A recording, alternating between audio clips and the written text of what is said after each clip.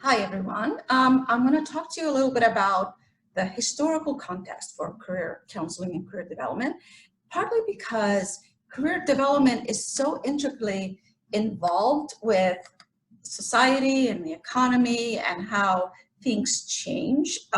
It really impacts our clients' lives and the economy and everything that surrounds career development. So, I wanted to talk a little bit about that so that as we start talking about theories and things like that, that this would all make sense to us. So more than any other counseling modality, I think career counseling reflects social, cultural, and economic issues. And so when it comes to career counseling and rehabilitation counseling, it really helps to have interest and wanting to kind of understand what goes on in society, because that really helps us understand what confronts our clients. And so the economy, society, the effect on our clients and the systems that they're part of, it really connects very strongly to what goes on in society. So career development tasks, we talk about the task goal and the bond. The tasks really change according to what goes on in society. What are societal expectations? For instance, job search changes drastically when things change in technology and the economy. Gender roles have changed quite a bit. And so the tasks that we take on with our clients really change according to societal changes. And so it also kind of mediates the needs of the military industrial complex. And we're not going to go too much into that, but that whatever our society needs, wherever we need to kind of come together as a nation, we need to make big changes, it really impacts our world and funding and different things that are available to us. So history of career interventions. I'm going to address that just a little bit. And so historically, career interventions really reflect a deep concern for the social welfare of others. It was born in an uprising when there was a lot going on, and there were some very socially justice-oriented individuals that really started the career development movement. So at its core, it's a social justice type of work, and it's really about helping people overcome difficulties, have access to resources, and to mobilize, economically. So career interventions are directed towards helping people find their fit in occupational environments, and we're embedded in the psychology of possession, which is about what do you have, what do you own, and understanding what your traits are, what you bring to the table. We'll talk a little bit more about that later. So the career counseling movement started in the 20th century, and it's really part of how we developed as a nation.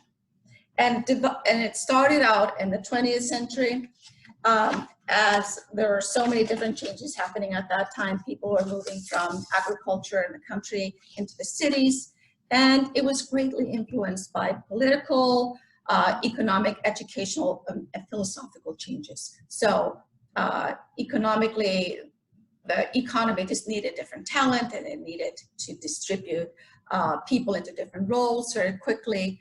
That requires change in education, philosophical changes, from being maybe very dependent on farmers to becoming more self-determining, from going from more conformist sort of society into more of a liberal society. And so it really connects with social change, social reform. Government funding greatly impacts. You'll probably find that out if you start working for more of the public agencies or state educational institutions. It really impacts.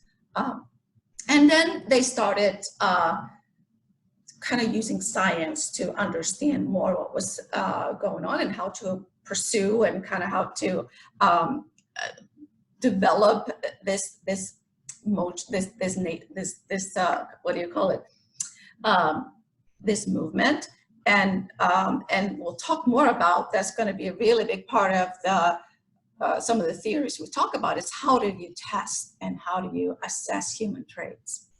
And so it was born in a chaos when there was a lot of changes going on and a lot of upheaval, and it's changed over the years when things like that happen. So you can probably imagine that right now, with everything that's going on and with the pandemic, that there's probably going to be some major changes, and we can kind of talk about what does that mean when we have great changes going on. So the career counselor role over the past 100 years, I'm just going to give you a quick overview so you kind of get a sense that this profession has really been developing. It hasn't always been there, and it will continue to change. And during the 1890s, 1919, placement services were started because people just they did what their parents did and what was available in their little village. And now that they were moving to different places, they needed help in finding a role. And then 1920 to 1939, there was a new profession, new movement in terms of educational guidance. It used to, again, because of the way society was constructed, there wasn't that much of a choice. And now there was a lot more of a choice, partly because of the society just needed different things. They needed engineers, they needed scientists, etc. And then 1940 to 1959, there was a huge growth and a lot of change and guidance in higher education, and that really impacted counselor education. And then something that we don't necessarily come across too much, but in the 60s and 70s, organizational development was kind of a new thing. And really changed the nature of work and how people progressed in work and how they got to kind of move up in the ladder. And then 1980, 1989, we had a lot of layoffs, we had a lot of changes, so the new sort of outplacement sector started, information technology started, so there was just a lot of changes happening in terms of people moving and changing and adapting to this new type of world. So the 1990s to the present reflect a lot of that. Very different demographics, women, different diverse populations, more part of the workforce. So that requires a lot more multicultural skills. Technology has really transformed work in general and everything about the way we do our work. And then the global marketplace, the fact that we are a global economy has brought a lot of uncertainty, a lot of change. So a lot of these things are really impacting how we do our work. So the birth of counseling, it really started with career counseling. Frank Parsons, who is the father of the vocational guidance movement, is really the father of counseling. So it's interesting to think about that. The rise of industrialism changed the culture from agrarian to urban. We've talked about that a little bit. And so Frank Parsons wrote a landmark text on choosing a vocation, which still holds up. And a lot of theories are still based on that. And he lobbied for things such as eliminating child labor. So that was going on back then. So time of enormous change and retooling gave birth to the vocational guidance movement. And the profession was described by a historian at the time as progressive social reform movement aimed at eradicating poverty and substandard living conditions spawned by the rapid industrialization and consequent migration of people to major urban centers at the turn of the 20th century. So the link to progressive politics had much to do with the mistreatment and exploitation of humans. So consequent legislation ensured vocational training as part of public schools. So with world wars, big world wars, that really impacted how we started to classify people into different roles and how we measure traits that could kind of route them into areas where they would be of most use. And then strong assessments linked interests to occupation. So testing or assessments gave the profession respectability, and the scientific overtone made it easily acceptable. So the Great Depression and World War II, obviously big changes at that time. Unemployment was a huge issue. The Depression solidified the role of vocational guidance in schools and industry. Unions and education, social work, and psychometrics were more complete, but kind of grew slowly. There was a lack of jobs and problems with displaced veterans once they came back from the war. But the testing culture really also developed a lot with World War II, again, because you had to quickly route millions of people into their best roles. The measurement movement, again, it continued that scientific overtone to the profession. And it still kind of has that feel, but that has very drastically changed the way we look at testing and measurement. And then there are things like societal, again, the military-industrial complex with Sputnik. I don't know if you guys are familiar with that, but there was a big race, space race between the Soviet Union and the United States. And so the United States wanted to develop their geniuses, their smart people, and get them into science and math. So that required training of school counselors to identify and develop those people. And it was a real boom period for counselors. And then we get to 1950 to 1980. Major career development and occupational choice theories come during that time, and we're still using so many of the theories that come from that time.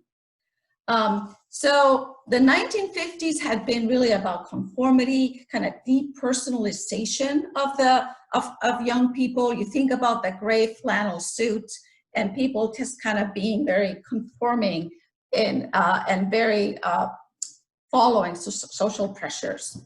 But then young people kind of, you know what happened during the 60s. So young people wanted something meaningful in their lives. They didn't want those 9-to-5 boring jobs, and they wanted to do something that had meaning and allowed them to express themselves.